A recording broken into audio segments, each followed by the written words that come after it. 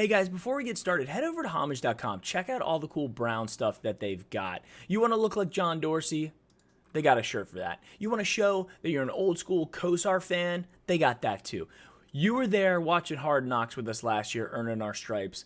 It's all there. I wear Homage stuff almost exclusively, as much as possible. As much as I can keep clean, I wear it. I got the H on my sleeve, all right? So head over there. They also have some cool 80s stuff, some old school video game stuff like NBA Jam and WWE stuff, like the cool stuff from the 80s era. So really awesome things. If you want to save 15% at checkout, also use promo code Brownie. Links in the description.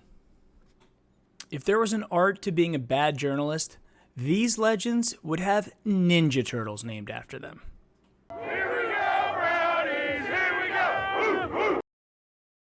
What's up, guys? Today we're going to be going through some of the interesting things that have happened over the last 2 weeks. Haven't been feeling well, did a little bit of traveling. I'm back at it. Had a lot of things going on. Got blocked by a couple local Browns beat reporters and some fun stuff ahead. But first, we have a giveaway to do. So, as the last video was saying, we had a Homage t-shirt with only 40 entries. It's actually not that bad. You have a really good chance to win. One prize, we're going to go ahead and draw the winner, and we're going to talk about the next one that we have currently going on right now for the Greedy Williams signed football. Okay, drawing the winner. 3, 2, 1, go. Drawing the winner. All right. Tyler, you are the winner. Congratulations. Contact me at browniepostgame@gmail.com. Also, leave a message in the comments as well. That's one way I can get to you. Now, let's talk about the Greedy Williams signed football. This is the new one that we have going on right now. So make sure you go ahead and enter that. This is from Greedy Williams' first signing ever, and we're going to do the giveaway in the next video. So good luck. Okay, on to the business of the video.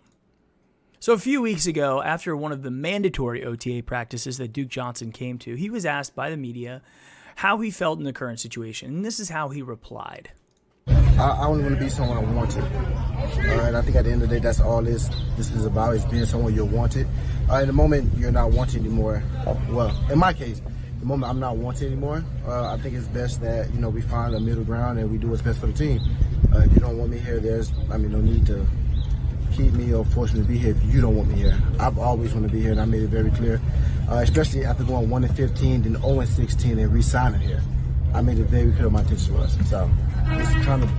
So to his point about if he's wanted to be there, I don't think that it is some criminal offense for a GM to have an asset on the team and say, hey, we now have a little bit of depth here. We know that we've got Kareem Hunt coming after week 8, and maybe it's time to see if we can shop one of our other assets because we have a lot of depth and we've got some salary cap, so we got to, balance around. And Duke Johnson did just re-sign, so let's see if we can move him and maybe pick up some extra nice little piece that we can add into the mix. So he found out that a month before, John Dorsey was shopping him around, which is, again, fine. I think it's fine to do. I think it would have been best for Duke, and as you can clearly see, he was offended by what was going on with it. And it would be best for the team to have picked up some other type of asset. I think the problem is, if you look at what happened in the offseason with the running back situations, free agency-wise, there wasn't very much of a market for it. Le'Veon Bell is a really good example. He thought that by sitting out a year, he was going to raise his value and be able to really sign for some, big top 2-3 running back salary. And that didn't happen. So that's where we're looking at with Duke. So if you look at Duke, Duke wasn't a workhorse every down back. He's a situational back. He's a versatile player. He's got a lot of skills. He can definitely play in the league.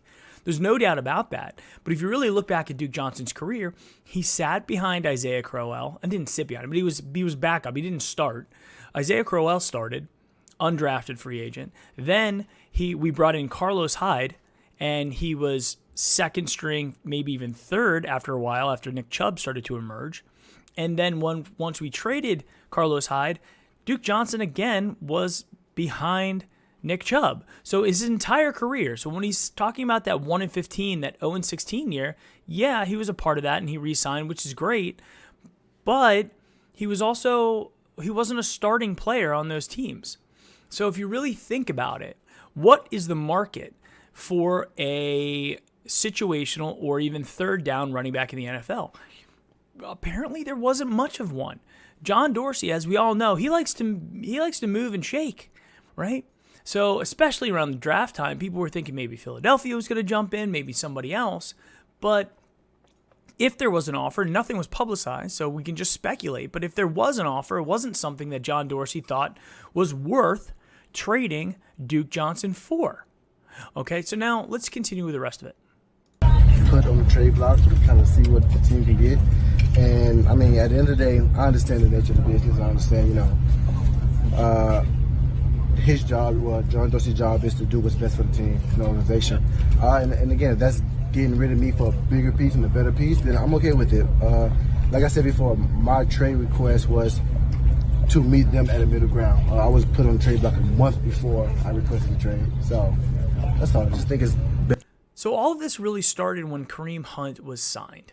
We acquired Kareem Hunt. The league came out and said he's got to sit for 8 games. And that's when John Dorsey started to shop around Duke Johnson. Duke Johnson's talking about it right now. Let's do what's best for the team.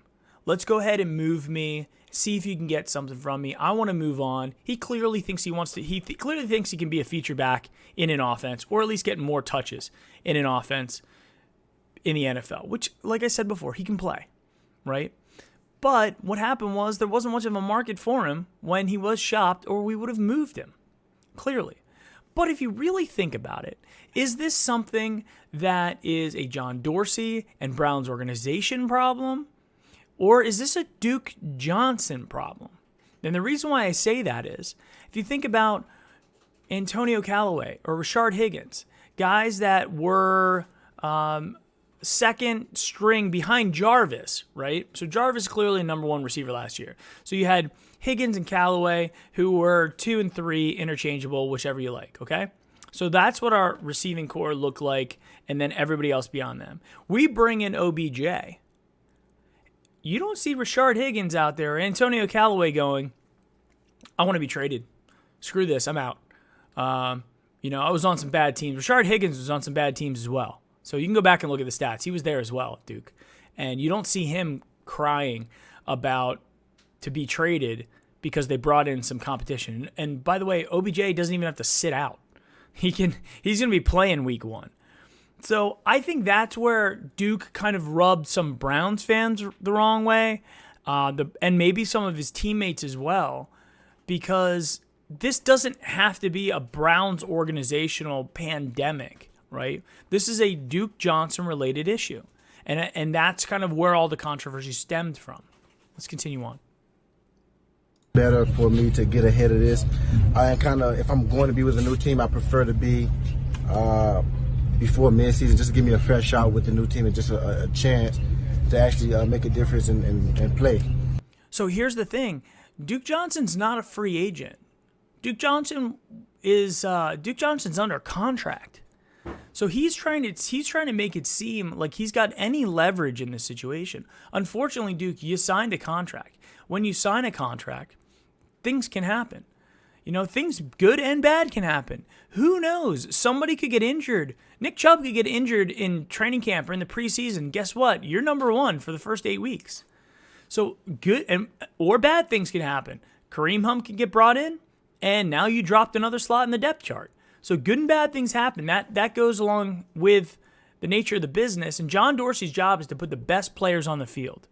Kareem Hunt is one of the best players on the field in the entire NFL, right? He wasn't somebody who was situational or third down or whatever. When he was in Kansas City, he was clearly the man. Go look at the stats. Anybody who played fantasy football over the last couple of years would have said Kareem Hunt, first, second round, clearly a winner, right? So let's take that into consideration.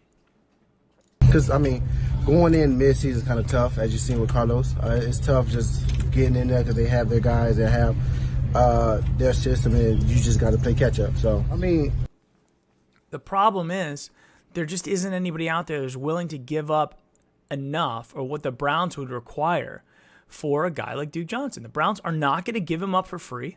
They're not going to cut him. They're going to say, do your job. Be a pro, do your job. So let's see what else he has to say. And you can look at it as me being a big part of this team on the field or as a trade piece. It just depends on where you look at it. But either way it go, I can be a part. That's the thing. It's so weird. He's like, I can be on the team or I can be a trade piece. Yeah. And that's the situation you're in, Duke. That is the exact situation you're in. So be a pro about it. A vital part of this team. I was here when we was 0-16. I was all in. Nothing changes now. At the end of the day, I'm a professional. And again, since I've been here, you not once heard about me not wanting to be here from coaches, players, anyone. You know who wasn't here when we were 0-16? Nick Chubb and Kareem Hunt. I'm not blaming 0-16 on Duke Johnson by any means. Don't get me wrong. But if you look at the amount of people that are still left on this team from the 0-16 Browns, it's very few. And there's a reason for that. We are upgrading the roster. Just my attitude and being disgruntled. Last year was frustrated at most, but far as just being upset and not doing my job because of my feelings, you never heard of it, and you probably never will, because at the end of the day, I'm here to. What do you mean we probably never will? You just said you were frustrated last year. I mean, he clearly was frustrated. If you look at him on the field, anytime he did anything that was significant, he was immediately looking over back at the sidelines or just being like, hey, look, this is what I do. Like we didn't really know. Like we get it. Duke Johnson has talent. He feels like he's being underutilized.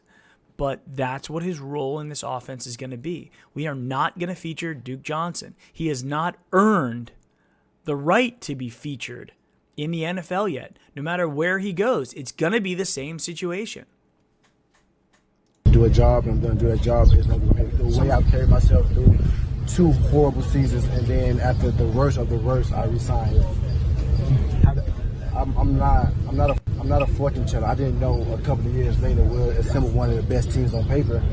Okay, so again, he decided after the 1-15 and the 0-16 to re-sign. That was his time where he could have gone out into the free agent market and tested the waters. He decided he liked the deal that John Dorsey put in front of him, and he re-signed it. So you have to live with the decisions you make. It's just like if any of us out there decide to leave our company because somebody else is giving us a better offer out there, or we want to test the market and go interview other places. You have every right to do that. But once you decide where to go, then you got to live with that decision. And that's, I think, the problem here. Duke isn't deciding to live with the decision. He's deciding to be publicly disgruntled and creating controversies that the media loves, and they love to blow it up, which could then create controversy in the locker room, which is something we absolutely don't want or need this year. No, I was committed to this organization and to the city. Okay. So that's everything that Duke said. Now let's go and take a look at what Baker had to say in response. Awkward? No. Why not? It's self-inflicted. It is what it is. It's not awkward for anybody else in this building. How do you support it? Do you support him as a teammate then while he's here? Like, how do you go about doing that? He's going to do his job. He said he's a professional. I hope he does his job. That's it. So is it awkward? No. Self-inflicted. He was the one who decided to go public with his frustration against the organization for not trading him, for, I guess, he believes that there was some offer out there that he should be traded to get him off the team. And they said, hey, do you support him as a teammate? He said, look, he's a professional. He says he's going to be a professional. He's got a job to do. Let's do it. I think if you look at what is going on right now, that is a leader who's saying, look, this is my team. And we have one direction that we're heading. We're heading north, right? We have one true north, which is to win. And in order to do that, you have to be all in. If you have somebody saying, I don't want to be on this team, I don't want to be here. And he also kind of did it in this weird way, like, well, if they don't want me here, then I don't want to be here. But he clearly doesn't want to be here, or he wouldn't have made that statement. You don't have to do that publicly. He could have decided to do that privately. Now, all the people that are coming out and saying that, Baker Mayfield shouldn't have commented, well, Duke didn't have to make his comments public either, right?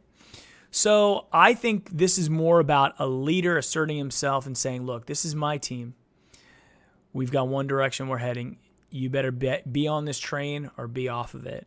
And that's clear. And if you're going to be off of it, don't be a distraction. Handle your business, be a professional, and we'll move on from there. And then we get this. I'll go ahead and play it. Not great in the locker room. Baker also said he's a professional. I hope he does his job. Okay, so he just clearly quoted what the video he saw. Contrast that with Jarvis Landry, the receiver's quote, which said, I hope Duke knows that guys are here for him. So it is rather striking for a player. So he just quoted two quotes, one video, one other quote. That's all he did. To get involved in a teammate's business in anything but a supportive role. We saw it with the Steelers last year in Le'Veon Bell, and that was an anomaly.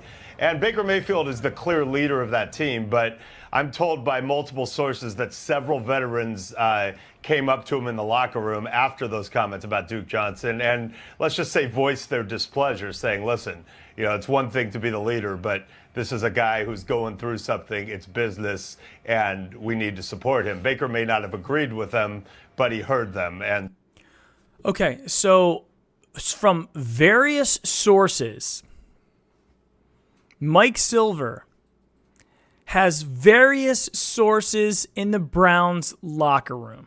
Say, is Hugh around here? I might have some backup. Hold on. I might have some backup. Is he here? Wow, Mike. And everybody. But Hugh, are you here?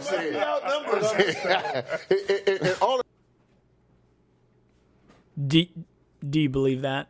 That's number one. I think this is a lie. I think you're lying, Mike Silver. I don't think you have any sources in the Browns locker room. I think you're making all of this up to be on NFL.com and be on the NFL channel and see your face on there. You're lying. You don't have any sources. And so that is something to keep an eye on as a very, very talented team gets ready for what could be a very big season. Not great. Okay. So now let's look at the response from some actual veterans about this situation. I don't think it would be difficult at all. Again, I say to you, it's a non-issue. And it's not one that, we are feeling any, particular way about. It's something that is being bigger than, I guess, blown up from you guys' end more than it really is. No offense. So you guys, meaning the press, you guys are blowing it up, making it bigger than it is. And then Jarvis comes out and publicly refutes what Mike Silver said. Two different ways. So the first way, and then the second way. Freddie's taking a larger role in practice. Who's your source? Where's you getting all this from? NFL Network. NFL Network. Listen. I have no... Notice how she didn't say Mike Silver? She wasn't like, oh, it was Mike Silver, because he would have been like, all right, it's over. She goes, NFL Network. So the entire NFL Network is her source. No idea about that, but I would say that, Freddie is... So no idea about that. In my final take here, I thought it was funny. I got blocked by 3 members of the media, 2 of which were local Browns beat reporters, Mary Kay and Tony. And of course, Mike Silver, because he couldn't take the fact that I called him out for what was proven to be a lie. And, the one thing that really bothers me about the whole Browns media situation, there are good reporters out there as well. There are people that are telling the truth. And those people aren't the ones who are on the NFL channel, on ESPN and all that. We've got to have the tabloid people out there, the ones who then are quoted all over the place. Every news source out there was running a story. I kept getting the news feeds on my phone from Google about, hey, Yahoo's doing it, Bleacher Report's reporting it. Everybody's reporting all of these stories about this internal controversy between Baker Mayfield and in the locker room from these veterans talking about the Duke Johnson comments. It just wasn't true. And that's what bothers me about it. These local reporters who have been at it for years, decades, have unlimited, virtually unlimited access to the team, to the practice facilities, to the players, to the front office, the coaches, the agents, everybody who's around there. They have access to that they can tell positive stories about, that people like me who don't live in the Cleveland area, I'm down here in Florida, so the only news I'm getting is from people like you. And instead of having these sharing positive stories about what's going on, passes from Baker Mayfield, stories about how we, for the first time in 35 plus years, we've had a young, bona fide franchise quarterback. Certainly the first time since we've been back in 99, a franchise quarterback who we believe in, who, by the way, in less than a full season, just broke the all-time rookie passing touchdown record in NFL history.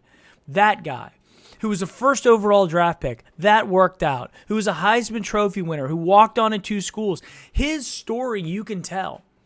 A guy that when you bring in an Odell Beckham, he's excited to play for that team. He said, I wish you were my quarterback. You can tell these stories, and you can show passes. You can show Odell and Baker connecting. Show them over and over and over. We will eat them up. We will share them and amplify them, and we will raise you and put you guys on a pedestal as well and thanking you for giving us the content that we want. So instead of having positive stories about Baker Mayfield, positive stories about Nick Chubb, about Odell Beckham, about Jarvis Landry, about Myles Garrett, Denzel Ward, Greedy Williams, Joe Schobert, Ogunjobi, David Njoku, our offensive line, Batonio, Treader, all the great things that we have going on for us. If you watch Building the Browns, I sat there and I was drawn in from Myles Garrett taking his dog to a dog park. That's the time. Honestly, that's what we want. We want more personal stuff. We don't want made up fake controversies, right? This is why, as they say, this is why we can't have nice things. Because our local media decides that they'd rather focus on negativity, things that will probably have to be addressed in the locker room by the front office, by the coaches, and by the players. Things, because they blow up, it's like any other organization. If some news gets out, guess what? People are going to get worried about it, and they're going to have meetings. Great. That's not the kind of meetings we want. I want them in meeting rooms where they're looking at film and trying to get better, not this BS. All right? You have the access. They're doing their job. Now do yours. Give us the stories that we care about and stop with the BS. And go ahead and block me. That's fine. Independent content creators out there anyway, we're the new media. I'd rather listen to guys. I'd rather listen to Big Play. I'd rather listen to Garrett Bush. I'd rather listen to Quincy Carrier. I'd rather listen to all the independent content creators out there than watch ESPN or NFL, the NFL channel anyway, because it's not going to be some sterile corporate washed content, and it's probably going to be their honest opinion. They might even drop a swear word every once in a while, and it's going to be from the heart, and it's going to matter. It's not going to be this BS, and it's not going to be it's just not going to be made up garbage. It's not going to be tabloid crap. It's going to be real from what a Browns fan cares about. So look at us. Look at us, all right? We're the new captains of this ship. All right, guys. Thank you. We've got some awesome new stuff coming out, by the way. We have currently had the Greedy Williams signed football, so get on that. We have a couple new videos that are coming out that I'm really excited about as well. I think we're going to kind of go back to the root of the channel and do some positive highlight film type videos that are going to come out as well. So, guys, thank you very much for watching. I know this one was a little bit more on the negative side. We're going to bring that positive energy back here in a little bit. Congratulations to Tyler, the winner of the homage t-shirt. Again, be sure to contact me, and I will see you guys next time. Go Browns.